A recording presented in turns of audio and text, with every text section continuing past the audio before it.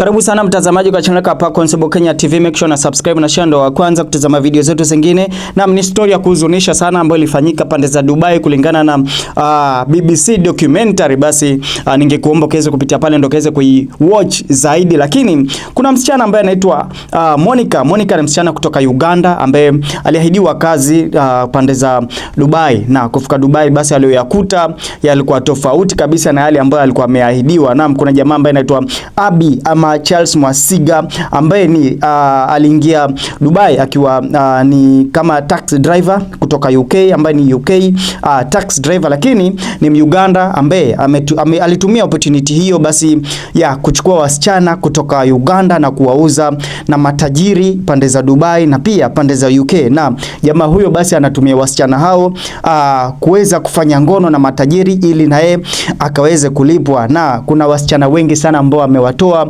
pande za Uganda kuwapeleka pande za Dubai na wengine pande za UK. Na basi jamaa huyo alikuwa amefanya biashara hiyo kwa muda mrefu, na ukiangalia documentary hiyo basi itakwambia ya kuwa basi jamaa huyo alikuwa anajulikana na matajiri wakubwa ikiwemo yule king wa Qatar na viongozi wakubwa wa serikalini. Manake alikuwa yeye mwenyewe anajivunia na kusema ya kuwa hawezi shikwa. Na kifo cha Monika basi ndio kimezua mambo yote hayo, ambao Monika basi alikuwa anafanya kazi na Abi, ambaye Abi alikuwa amemconnect na tajiri ama matajiri kadhaa ambao ilikuwa kazi yake basi ni kufanya ngono na wao, na akishamaliza kufanya ngono basi Abi ndio analipwa, ndio akaweze kumlipa Monika. Lakini basi wakati wake wa mwisho basi ni kama mambo yalienda segemnege, manake alikuwa amemconnect na tajiri, lakini tajiri huyo basi ilikuwa kazi yake ilikuwa ni mbovu zaidi. Manake alikuwa analala naye, akishamaliza kulala naye anampiga na kisha anapupu ama anatoa kinyesi, kisha alafu basi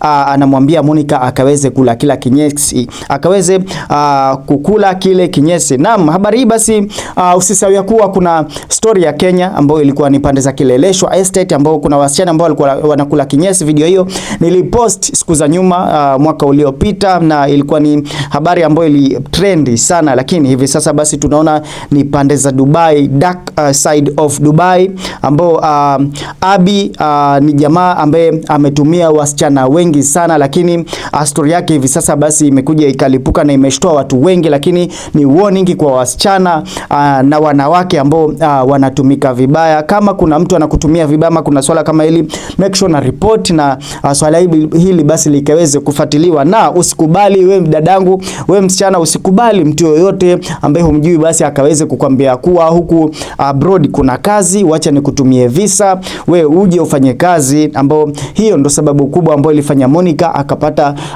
kifo chake. Aliahidiwa kazi, lakini kufika huko basi kazi ni ya kujiuza na kukula kinyesi ndo akaweze kulipwa, na pia malipo yenyewe pia ni kama alikuwa halipwi na huyu jamaa ambaye anaitwa Abi, ambao hiyo ndio ilikuwa sababu kubwa ya mwanadada huyu ambaye anaitwa Monika kukosana na Abi na kujitoa na kutafuta kazi mali kwingine. Lakini uzuri alipata kazi hapo the next building, na akawa anaendelea na kazi baada ya siku kadhaa. Lakini kabla hizo siku kadhaa basi Abi ambaye ilikuwa ni bosi wake ambaye ni pia ni Uganda, na alisema ya kuwa ama aliambia wale marafiki za Monika ya kuwa basi huyo amekimbia, lakini baada ya siku kadhaa mtaona nyinyi wenyewe, manake mimi hajanilipa, ilikuwa nafaa nilipe pesa yangu ndio akaweze kutoka. Na kumaanisha kuwa basi ukiingia kwa jamaa huyo alikuwa kutoka basi ni ngumu sana. Lakini Monika basi akapata kazi mali kwingine na akafurahia kuwa basi hapo ndio mwanzo wa kuweza kutokana na jamaa ambaye anaitwa Abi. Lakini haikuwa hivyo kabisa, manake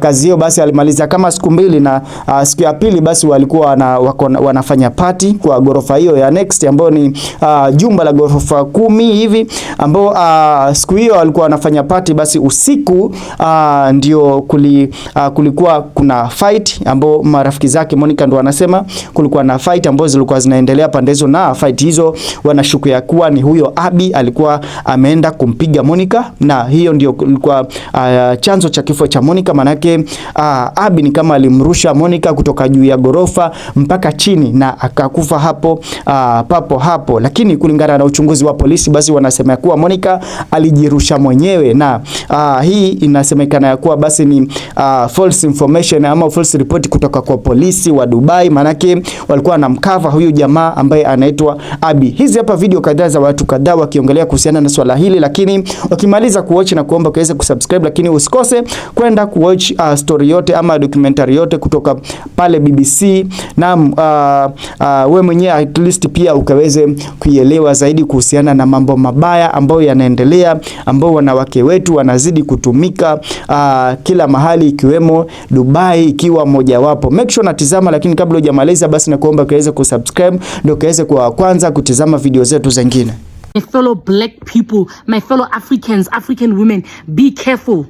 Be careful of Dubai. Dubai is not a safe place. The job opportunities in Dubai are not job opportunities. They want you to be a sex slave. Astaghfirullah, but I'm being honest. They want you to be their maid. They want to have fun with you, with all their friends in one room. I'm talking from experience. Oh, not me, obviously. Astaghfirullah. But guys, this is a sad story. My friends, I have a friend, 2 of them. They came back successfully, but they had to fight.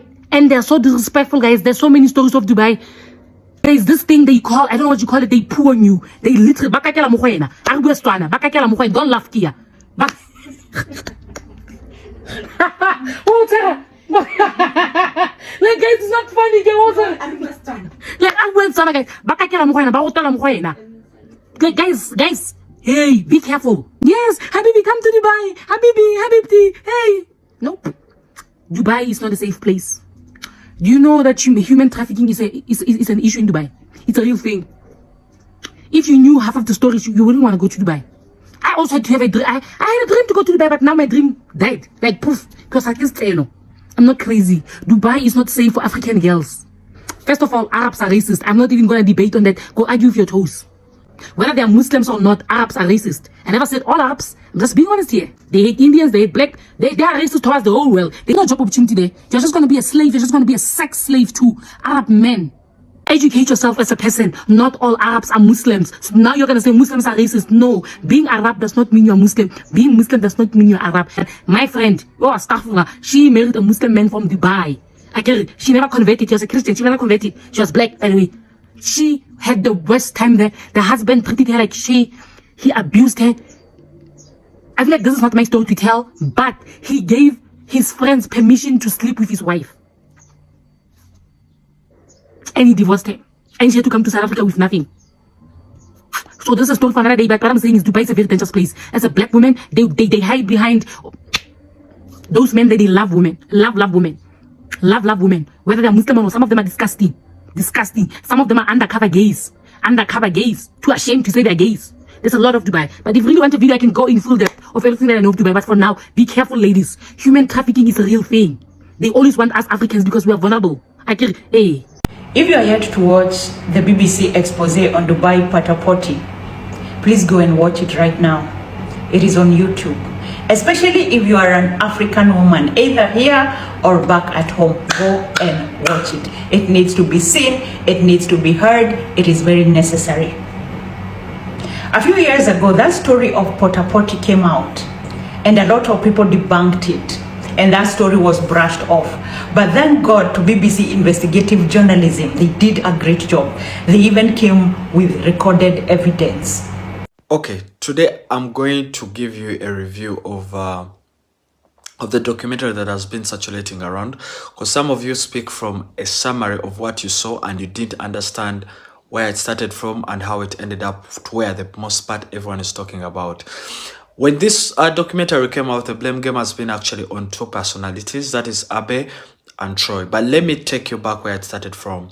In 2022, there are 2 girls who died. That's what BBC actually stated. There are 2 girls who died, and when these girls died, they died from suicide.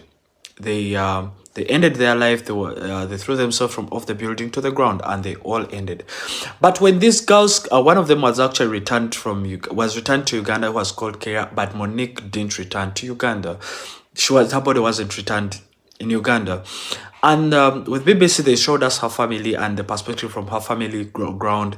And they talk about how this came up.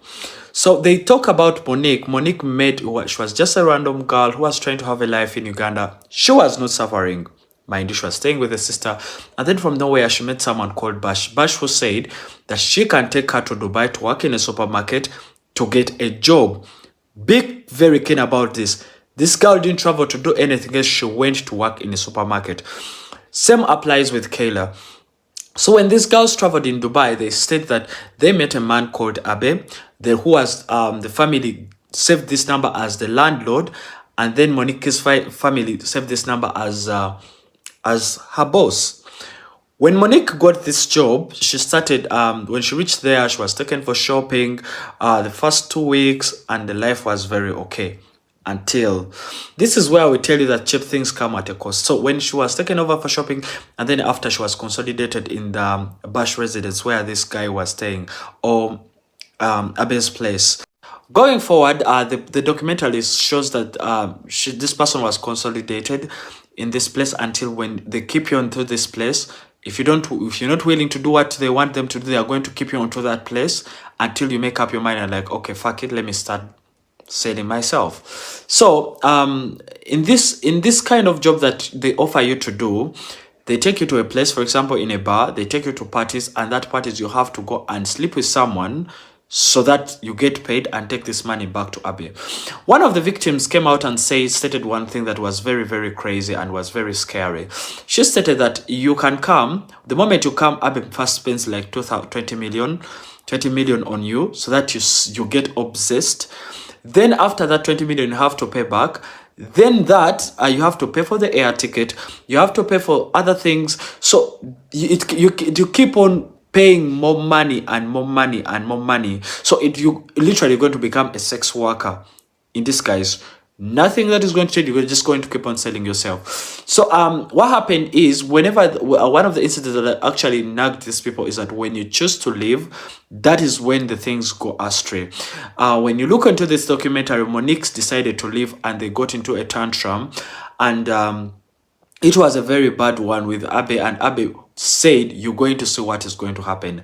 And also told the girls that stayed, the victim was told that you just watch.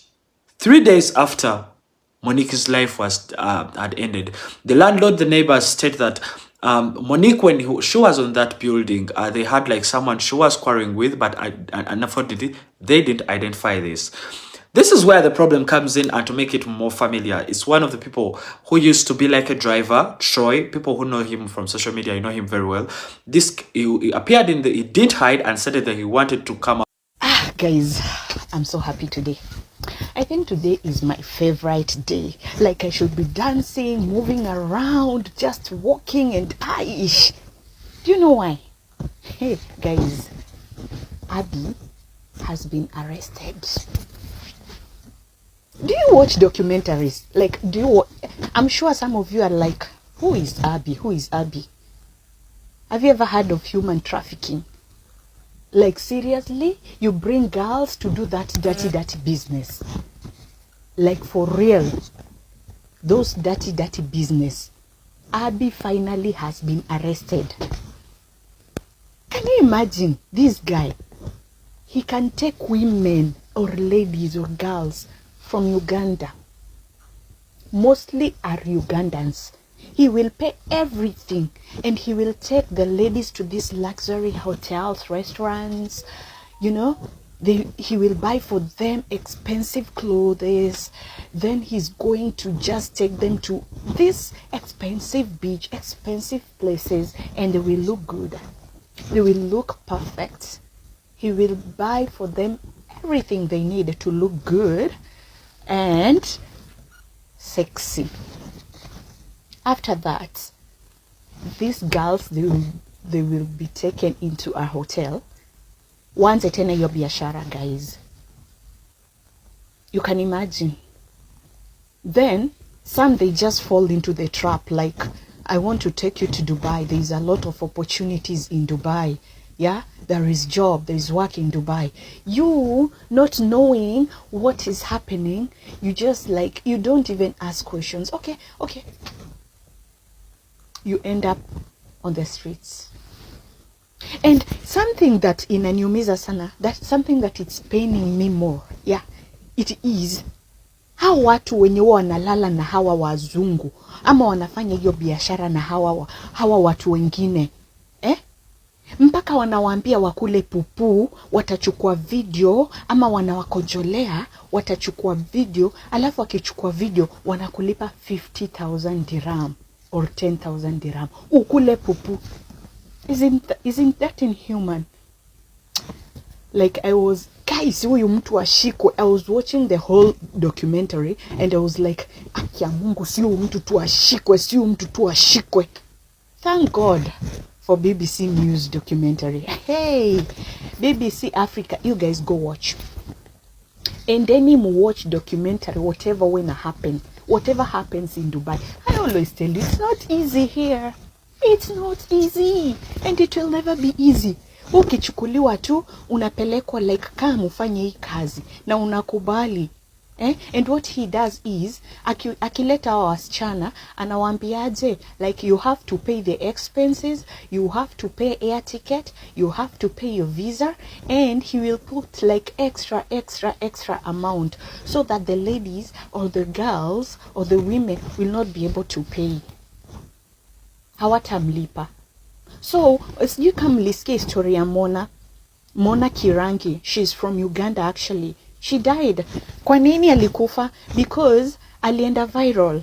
After kufanya hizo vitu na awa wazungu, akaenda viral, like, na it was so ashaming. You can imagine mamako, babako, kila mtu anajua uko Dubai unafanya kazi legit. Yeah? Kumbe una end up unauza tu kenye unauza. It's so sad, but I'm so happy. Like, I'm so happy. I want to watch this. I just want to watch how he's being arrested. Everything. Mi sijui, but I guess ni anatoka West Africa. This Abi guy. I'm so excited. We wachane na East Africans wetu anyway. The dark side of Dubai is being uncovered, you guys. There are stories coming out right now of women being trafficked from Uganda to Dubai. There's a young woman called Monik Karungi from Uganda. Now, she died in mysterious circumstances. She fell from a height. Monik was allegedly lured to Dubai to do XCS work, but she thought she was gonna like work in a hotel or a supermarket. Now, allegedly, when she arrived, the boss told her, you owe me £2,000, you need to get to work now.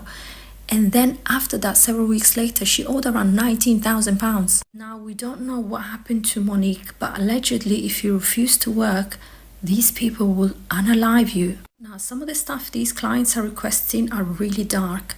Now, allegedly, one client requested to pay £3,000 to G-grape and then do number one in your face, then brutally beat, and then he would add another extra 1,000 to being recorded to eating brown stuff. Now, these women can't get out of these situations. They're like slaves. They're stuck there. They owe all this money. Why is this not being investigated, and why are these people not arrested? BBC have just released this video footage of an investigation. Dubai, glamour, wealth, lifestyle, skyscrapers, luxury parties, but behind all this glitz and glamour lies a dark secret. Meet Charles Moesiga, aka Abby, a London bus driver, now running a secret sex ring in the poshest neighborhoods of Dubai. He lures young women from Uganda, promising them jobs in supermarkets, hotels, and then making them do things that nobody should ever have to. Sadly, once they arrive, they are trapped and are forced to do things that they just cannot simply step out of. The parties start from $1,000 onwards and upwards. Some girls say that they are asked to do unimaginable things, and once they're trapped, that's it, there's no way out. It gets worse. 2 of the deaths from falling from skyscrapers we all know of are linked to him. Do you remember the ones that were classed as suicides? Obviously, I can't post the video, so go and have a look at it. One woman, Mia, claims that a client regularly wants to defecate on her. I mean, this is beyond appalling and heinous. This is an undercover investigation, so you will find all the details on the BBC News. It's very current and breaking right now. Families of these women want further investigation. Abby claims everything was investigated and there's nothing untoward.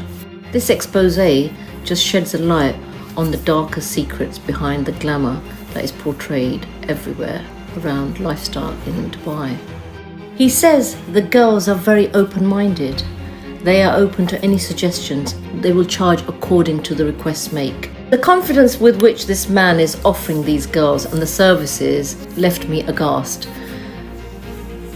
Horrifying, actually. Another tale of exploitation of the vulnerable. Why? Guys, kama hujawacha hiyo documentary ya BBC about African women being lured to hizi countries huku nje, especially Gulf, hebu enda watch. We have been talking about this thing over and over again. Yeah? Ukiona tu mtu pahali tu ati anaanza kukatia online ati ni mnaijo, sasa wewe umeanza tu baby. Ushaambiwa shake that nyashi, wewe pia umesha shake. Tuma sijui nini, umeshatuma sijui fanya nini, then mtu hata uji from nowhere hata amekutumia visa na ya ticket ati kuja sijui Dubai, kuja sijui. My friend, run. You see the same thing which is happening in Kenya, the same thing which is happening in Uganda. So Uganda kuna syndicate yao yenye ambao wanadanganya madem with a very good life, wakifika huku wanapelekwa mpaka kwa malls, they do shopping za manguo na nini. Wewe hujui kazi gani unaitiwa. Wewe unafikiria wewe umeangukia. Kenya the same things. Manaijo ambao kwa mostly Kilimani. They call you, wanakulu na good lifestyle, utakunywa hapo ka champagne yenye hujawahi onja hata ulambe mpaka chupa, utaonjewa, utapewa Hennessy hapo ni county imewekwa ndani. Wewe uone venye life is good, then they tell you okay, fanya hivi, we have a job for you in Dubai.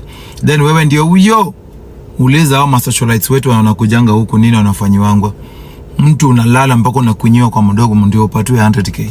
Unakojolewa, then to make it worse, wala kuchukuanga video. So this lady mwenye alijirusha akakufa, si alichukuliwa video na video yake kwa Telegram akifanywa hizo vitu zote. Sasa wewe imagine, what will you tell your families, your friends? Hati kuwa ulienda Dubai, umechukuliwa, umewekwa kwa 5-star hotel, ukachukuliwa ukapelekwa kwa yacht pale, ukafanywa hizo vitu zote, unakojolewa, unakunyiwa kwa mdomo na unameza na unafanya hizi takataka ghasia zote for the sake of kukuwa na kitu ya ati ukue na do. Yani this expensive lifestyle venye wanachukuanga ma Instagram, yani lifestyle yao kwa Instagram mwenye ukiona venye wewe unashindanga wow kama ambulance. You wish you knew what these ladies always go through ndo afike that point of flashing that life, because most of them are lazy. Most of these kind of women, I'm not afraid to say, they are lazy. They want a good life, quick money, but they don't want to sweat. Makucha zao ziko hapa, hata sijuangi wanaoshangaje rasa. Hawatakangi yeye kitu yote. Yeye kwanza ni wamademu wamesikia ati mdema kwa Saudi, sijui mdema kwa Qatar, sijui Dubai anafanya job yao. Anakudharau 1000 times. Na yeye natakuja live hapa akwambia tap send tap your screen, tap your screen. Na wewe bado mjinga, wewe ambao unasuguanga hicho, wewe mjinga bado ndo utatuma hizo magift. Wewe mjinga mwenye unasimamanga kama watchman Papa Shirandula kwa pale kwa gate, ukichomeka na jua, ukipiga masaluti, bado wewe ndo utatoa pesa yako yenye ambayo mama yako amekuomba na umkasema hauna mpaka ukaswear, yenye ambayo brother yako amefukuzwa shule, wewe unasema huna pesa but uko na ya kununua gift utumia washenzi. This is what these people are exposing. This kind of lifestyle, quick money which end you into your early death. Mwenye mboja watch search hapo BBC African. Venye Boy. Anyway, sina mengi ya kusema kwa sababu most of them ukiwaambia kuna this and this, ati nimetumua visa, nimetumua ticket na kuja Dubai, unaulizana nani, umelipa nini? Sijalipa anything. Mseo unamjua ni company? Hapana, si company, ni chali yangu nilimpata online. Wanapatanga mademu online, wanatumianga 10k 20k. 10k ni shilingi 200 na 250 ya huku, pesa ambayo unaweza toka hapo na ukakule lunch na ishe. Mtu kukutumia hiyo pesa si shida, wewe ukiwa huko ndo unaiabudu, pesa ni mingi. Mtu akutumia 20k ni 600 ya huku. Hata inunui kiatu branded, inunui kiatu ya maana. Wewe sasa ushaanza kuimba mtu kidogo. Niliona paka demu mwingine amechukuliwa Kenya akapelekwa Nigeria. Demu akaiko kwa shamba analima. So saizi anatorokanga tu, anaishi kwa street akichukua simu ya watu, passport yake, kila kitu. Kwa hata ukitaka kumsaidia unamsaidia aje? Yes, ametoroka, haizi kurudi. So yeye anahangaikianga tu huko. Mwingine akachukuliwa akapelekwa Seychelles. Seychelles pia huko ni kulima. Sasa wakati ambao mnaambiwa, mnasema watu wako na uwivu. Mkiambiwa ukweli mnasema tuko na uwivu. Sasa si afadhali tu muende mujione. Mwingine pia next victim ako kwa line pia anangojea. Ataona tu hii video na skip, atai kujua kuna research anaona ni kama nikiuliza mabeshe zangu kwa mtu ni hii ni job aina gani napelekwa, unaona kama mabeshe zako watakuzimia hiyo nyota yako, wewe ushaomoka, utai kujua. You go secretly, ukishaanza kusafa huko unaanza kutafuta ati niletwa huku, niko sijui Aljuman, niko sijui Razal Kema, wengine wanapelekwa huko lane na laana wanaume 10 kwa siku. Utanisaidiaje wakati ukukuja kutuambia you didn't announce to us, you wanted to surprise us, then wewe surprise kabakfa. Sasa wewe ndio umekuwa surprise. Pambana na hali mama. Wakati unasikizanga vitu kama hizi zinaingia na hii masikio unatoka na huku, itabidi tu ukifika huko unapambana na hali. Uza hiyo ikusi. Wengi wao kishafika huko na ambao mpaka ulipe 500,000 ya Kenya. Hiyo ni kama kitu kama 15,000 dirham. Wengine wanaliponga mpaka unauza mpaka milioni 1. So hebu imagine niku mambo unauza unapatiwanga 20-30 uje unauzia Pakistan 100 maximum. Utauza marango watu wangapi ndio ufikishe 20,000 dirham kama ni 30 bob? But shida ni ya muziki. Sisi tuko na wivu wenye tuko huku nje. Tukiwaambia huku nje ni kugumu, siku rahisi. Kuja na company, kuja kwa umejipanga na pesa yako vizuri, in case visa yako ishe, utajirinuia visa na ulipia accommodation bila stress, bila kusumbua watu, bila kuanza kuuza roskoko huku nje. Wanunuaji naye iko. Soko ndio mbaya, bei ndio mbaya. Utauza 30 bob, 20 bob. Mileage itaenda. By the time unataka ku settle down. Anyways, guys, give me your nipatie comment yako venye uliona hiyo, kama mwenye ambao aliona documentary, if you saw it, because this is so sad.